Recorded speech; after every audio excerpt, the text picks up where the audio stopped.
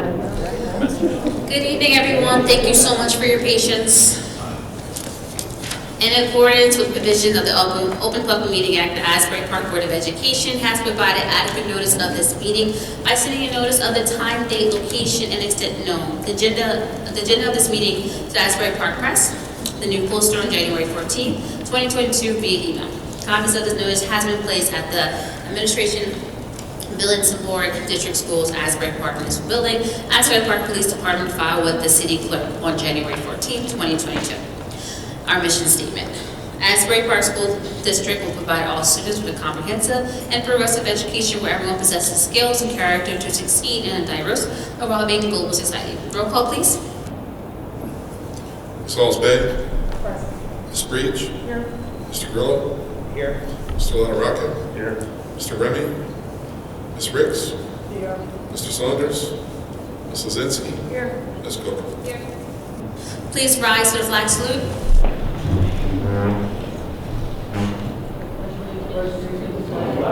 United States of America, and to the republic for which it stands, one nation, under God, indivisible, with liberty and justice for all.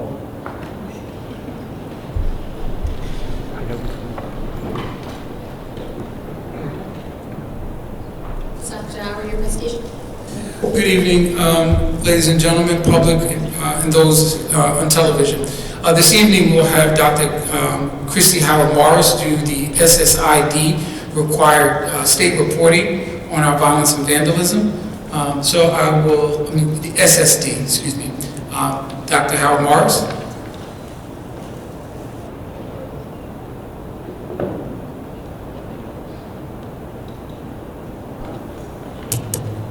Good evening, everyone. As required, twice a year, every district is required to do the SSDS report, and this is for the school year 2022, second reporting period, which covers January 2022 to June 2022. I'll wait till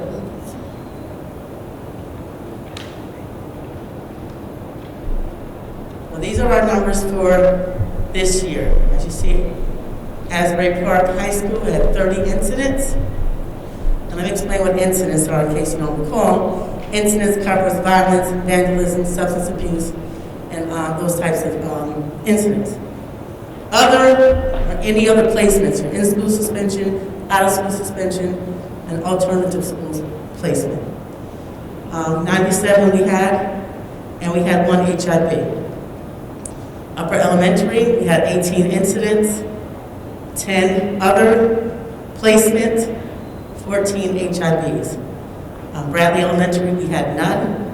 And at Third Marshall, we had 1 incident, 2 other placements, and 0 hits.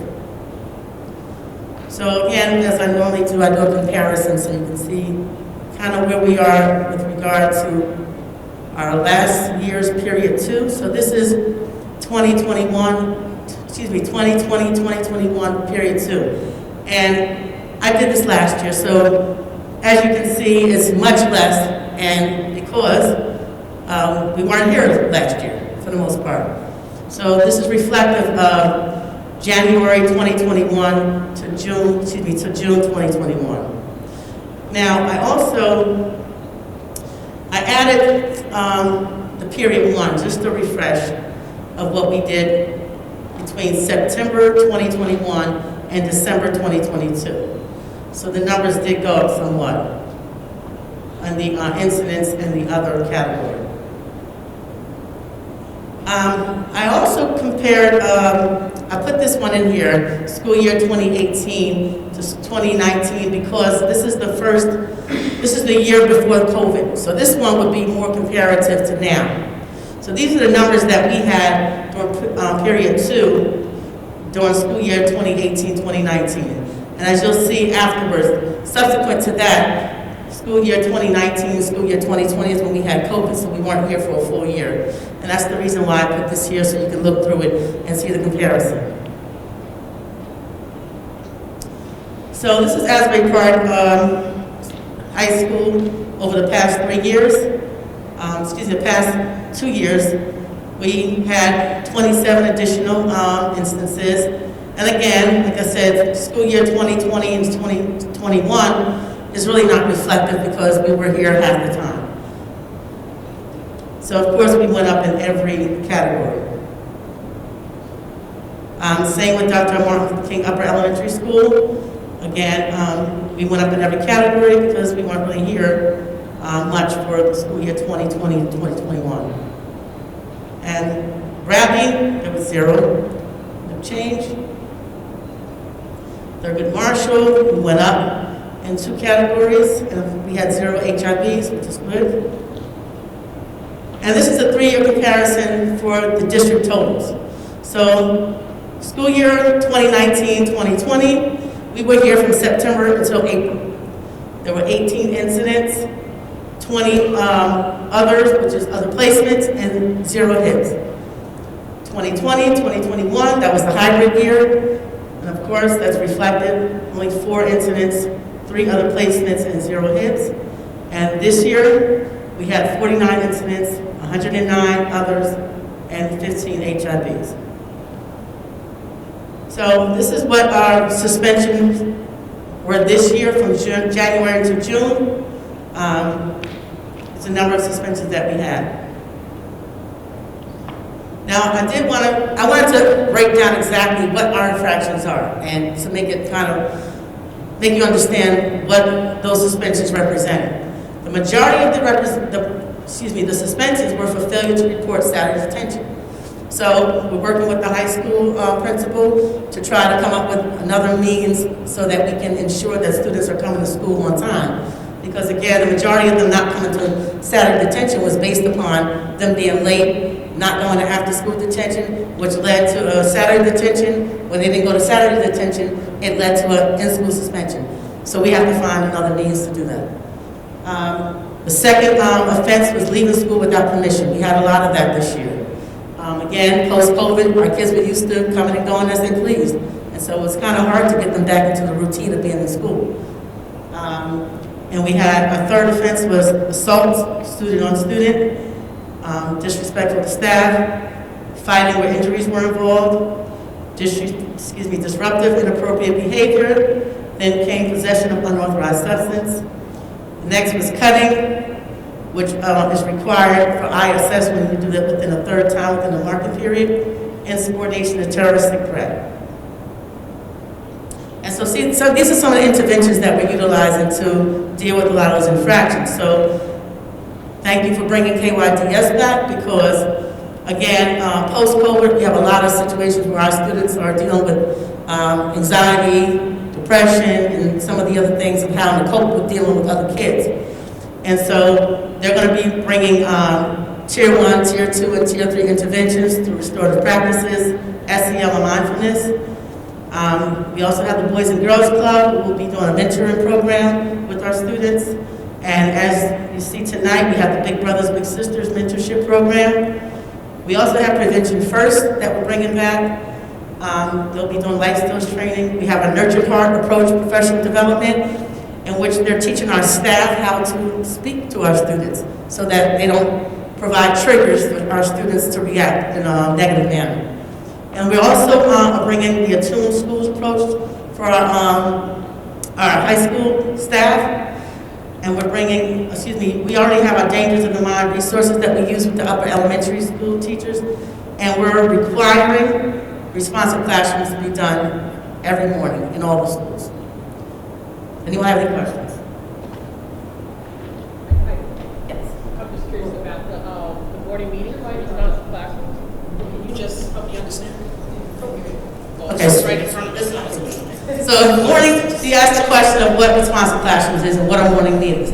So morning meetings is a program that requires, well, it comes in different forms, but one of the forms that we require them to do morning meetings is a check-in.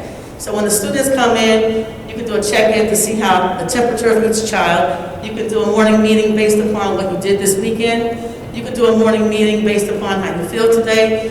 It's a community, so you sit in a circle, and it allows students to talk. It allows for teachers to get to know their students, for students to express themselves.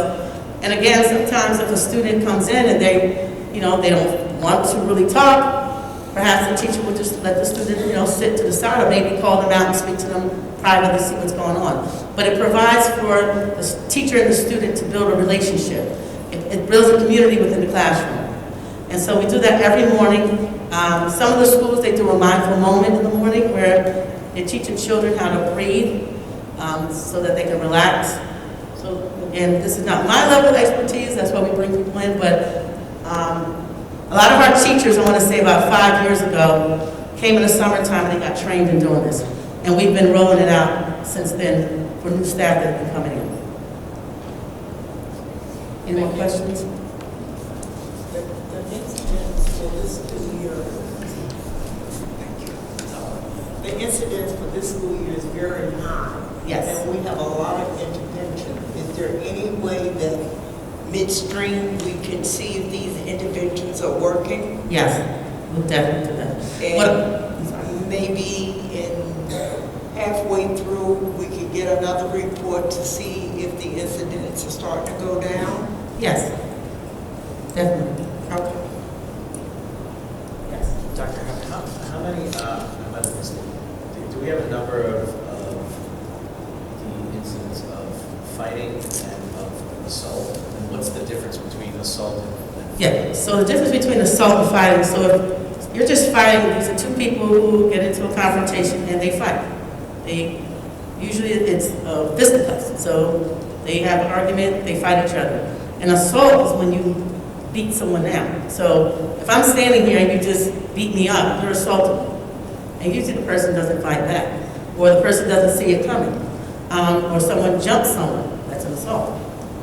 And so, again, that's the difference between fighting with injuries, because you may agree to fight someone, but the other person may get injured. So that's the distinction. do we have a number on? Yes, we do. If I can ask just one more question. Sure. I noticed back on the list of, where it showed incidents and other. I noticed the others were way higher than the actual incidents. So the others are the suspensions. So the result of what happened. So it's just, so it could be, so if you walk out of school, that's a suspension, but it doesn't fall into the category of violence and vandalism. Thank you. Any other questions? Thank you. Thank you, Dr. Howard Morris. Additionally, Board, next month we will launch into our recognition programs of our Student of the Month and Staff of the Month. So we'll begin that. As well as we've already begun several of our meetings. We started our DAC meeting, which was held today, as well as our Student Advisory Committee. And this week we also had our Labor Relations meeting with both the APEA and APASA. So that concludes my board update for right now. Dr. We can all attend the DAC meetings, correct? Yeah, I saw you, exactly, yeah. Yeah, okay, I just wanted to make sure, Yeah. so I So wasn't sure if that was a it is- mistake or... As long as it's not a quorum. Yeah, Okay. for you guys. Right.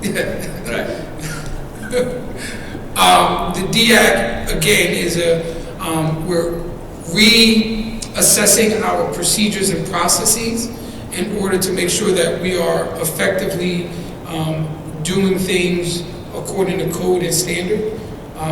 And some of that requires us to not only open up the opportunities for larger participation of individuals, but it allows us to broaden the insight and understanding of the operations of the district. And Dr. Gibson, our HR director, will be leading that. I will just be a participant. I want to thank Dr. Gibson for putting out the invite to everybody, including the board. It was nice to see.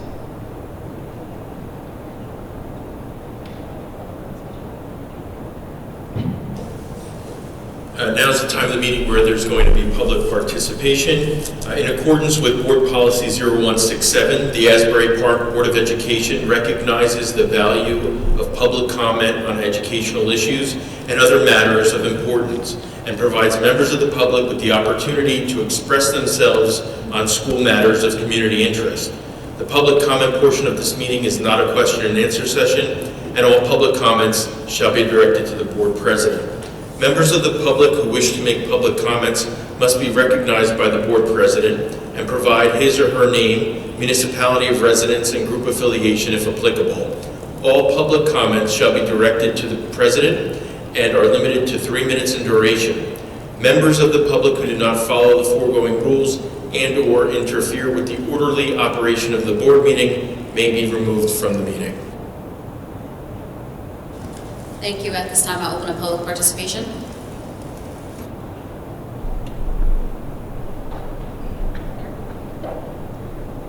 Good evening, everyone.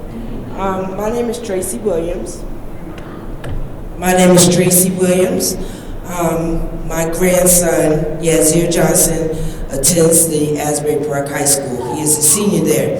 And I just came here today because I just have to let you know, with everything that's going on in the high school, with the schooling and the sports, I gotta just give Dr. Adams his flowers, because you always say no news is good news. We think. So I thought my grandson was doing well. He was one of the ones that was ineligible to play football. I just got to say that in the beginning of the year, I was a little upset, but Dr. Adams, he never lied to me. He told me everything, how it was. I appreciate that. And I appreciate the new principal, Miss O'Neill. We got him back on track where he needs to be. And hopefully, it'll get better. I just wanted to let everybody know that hopefully we're in the right direction. And I appreciate you.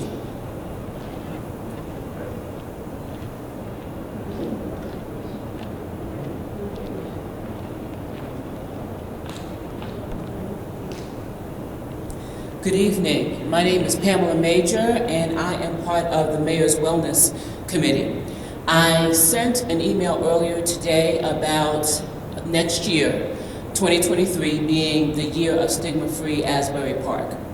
The stigma-free movement has been in place for quite some time. It was started by the National Alliance for Mental Illness. Asbury Park was actually the second municipality in Monmouth County to pass a resolution to be stigma-free.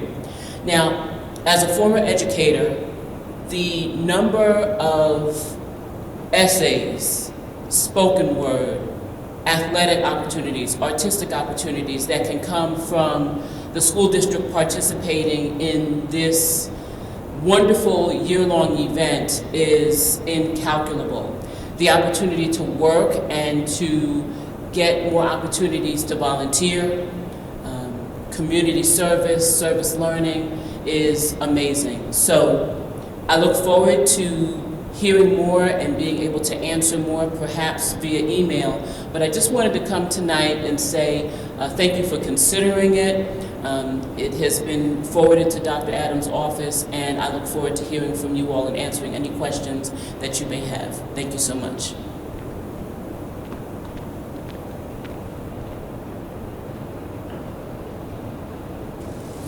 Anyone else? At this time, I'll close public participation. Brief comment, ma'am. I did receive the email. I do have, and I did forward it to the high school principal. We will be talking about how we can roll that in with some of the Honor Society, as well as some of the high school initiatives, wrapping it in with PBSIS at the school that will be launching within the next few weeks at the high school, as well as broadening it to our other schools as well. So I did receive it.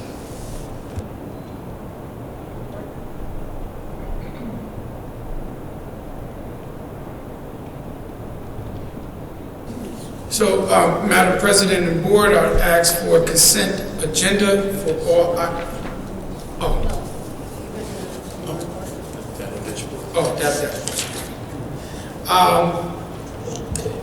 one of the things that we're working on is to continue to address our enrollment. Part of that is also addressing our attendance. We have been steadily and closely monitoring our attendance for the last 11 days. Today is actually the official 11th day of school. We've had 9 full days and 2 reduced days. So it's been something that we have looked at. We've averaged about 92 to 94% on our elementary levels. We're looking to make sure that our secondary, meaning our 7th and 8th and 9 through 12 are hovering at around 84 to 88%. And so we are looking to identify who those students are in order to also address those needs. And so part of that is utilizing our attendance officers as well as our school incentive programs. PBSIS has launched at the other 3 schools, and again, the high school will launch theirs around homecoming time. So looking at our enrollment numbers, as you see from September of 2022, we looked at, I'll take the high school to June, there was a slight decrease. 7th and 8th grade, there was an increase. Upper elementary, there was an increase by June from 275 to 314. Bradley, there was an increase from 286 to 313. And Thurgood Marshall, an increase from 209 to 226. So our students are returning to us in certain different aspects from the beginning of the year to the end of the year. And despite some of the misinformation about the district, we continue to recognize our staff that are hardworking and recognize our shortcomings and address them.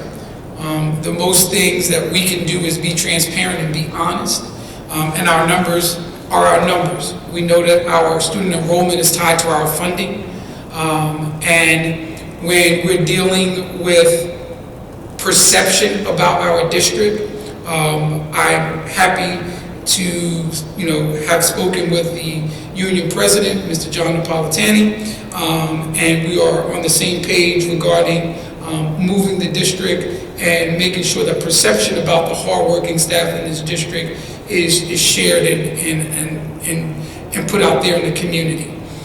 We do have offerings that are not in other locations, and we continue to recognize that. Again, looking at our daily attendance percentage, again, we're hovering around 90%, our goal, and you'll see that our district departmental goals are posted on our website. This year, we have a campaign in each department, and part of our attendance campaign is 95 or better. And so that's going to not only translate into our staff attendance, but into our student attendance. And we know that chronic absenteeism is an issue that plagues transient communities. And so that's one of our main things. So, you can go to a lot of our schools. Our parents are actively participating. Our goal is to tap into those students and those families that are not coming, and to triage them and to provide those services that we can, and to listen to what we can do. And that's mainly one of the reasons why I started the Student Advisory Committee, because the more information I get from the students about what they need to make our district a home away from home, the more that they will speak loud in volumes about the offerings and the greatness of our district. And I do believe in the greatness of Asbury Park. I do believe in the greatness of our staff, and I definitely believe in the greatness of our students. So that is my superintendent's report. Thank you. Carol? Madam President, I just have one question about the chronic absenteeism. Do you see, I know in previous years there, it was, some of the chronic absenteeism was not necessarily like intentional of the students or something like that, and that sometimes it had to do where like you said, in the transient population, the parents have moved and we don't know about it. Is that 10%, are those students that are knowingly, like, just not coming to school? They're just saying, like, I'm not coming, or, like, what's the breakdown of that? It's culture. I think I grew up with this belief that to be early is to be on time is to be late, and to be late is unacceptable. But when you are surviving and mom is working 2 jobs and the 6-year-old is getting ready by the 9-year-old, those are issues. But when you also have working parents who are that's not their reality, I don't think any student intentionally wants to be late, even up to our high school students. But I think it's about us instilling the culture in this district that attendance matters from the top to the bottom. I'm here every day. I chronos in. I make sure that I'm present physically as well as mentally. Well, some people might question that, but I check in. I think with our students, being present matters. To our staff, being present matters. We all are working on changing the culture of attendance, and chronic absenteeism is about addressing the culture, not the culture of the students, but the culture of absenteeism and tardiness. And the more we can do that, and we can incentivize that, and we can make it known that being here and being on time is a life skill, I think we'll do that. I think we'll change that. I think, and also voicing that, and being consistent and following through. So I think that we are addressing that. Our staff have done a great job last year in decreasing their absenteeism. I have to give kudos to them. They're now setting the example. I think it's going to translate to our students, but it is the culture. And as we are consistent in our culture, and as we are consistent in the message that being here matters, it will change around. Thank you. Can I have a motion for item 9A through C on page A2? Move it. Second.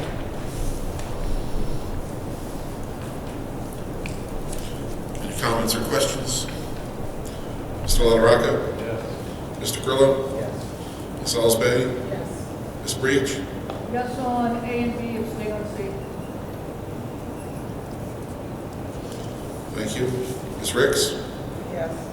Ms. Lozinski? Yes on C, I have to abstain on A and B.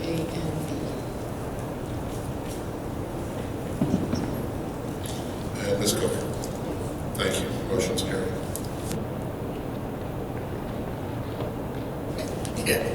Madam President, I've asked for a consent agenda on all items from B1A through B7. Thank you. Through B7, number 7. Second.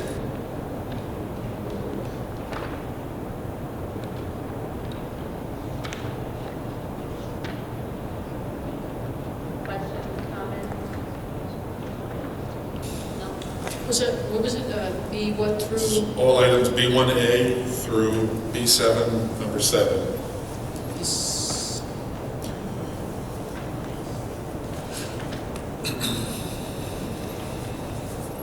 Not 8? Or is that the old one? I didn't get an update. Yes, I did get the update too. Okay, yes. Thank you. Ms. Cook? Ms. Lozinski? Yes. Ms. Osbaty? Yes. Ms. Breach? Yes, abstain on B2, 2A and C, B3, 3C.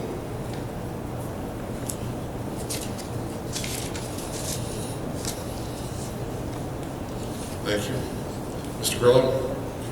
Yes, abstain on B2, 2E, and B3, 6A. That's it. Thank you. Mr. LaRocca? Yes. Thank you. Ms. Ricks?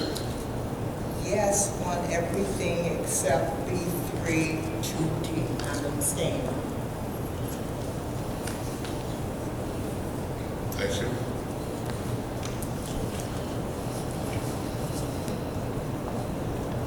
Motion's carried.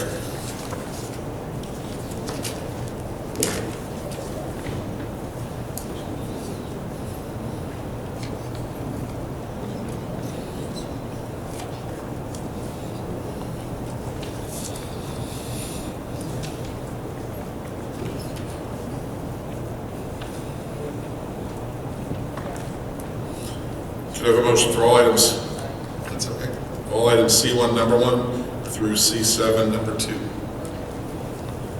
Moved by Ms. Cook. A second. Second by Ms. Lozinski. Any questions or comments? Ms. Cook? Ms. Lozinski? Yes. Ms. Osbaye? Yes. Ms. Breach? Yes. Mr. Grillo? Ms. Lorella, excuse me, Mr. LaRocca? Yes. And Ms. Ricks? Yes.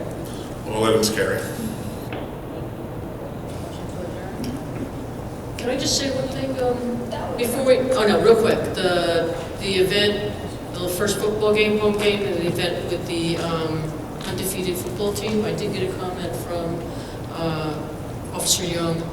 He said it was top-notch, first-rate, and he really appreciated the night, and he said everything went well, and he really enjoyed it. So I just wanted to give kudos to everybody who was involved. I'm just, I wish I had been able to be there, but I just wanted to forward that to everybody.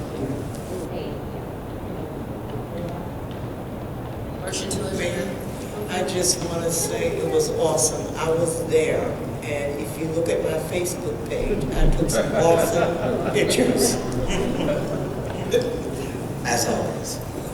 I'll make a motion to adjourn. Thank you very much. Second. Aye. All in favor? Aye. Any opposed? Thank you.